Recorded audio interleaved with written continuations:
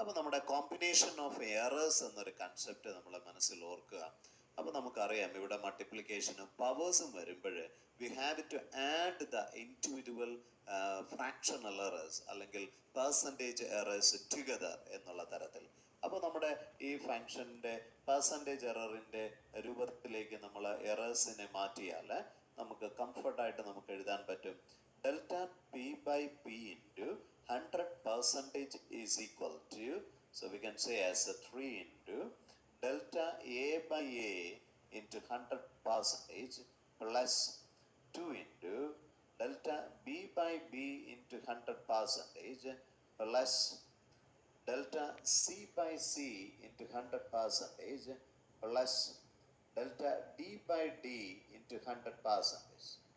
That is equal to 3 into, we know it is given the percentage error in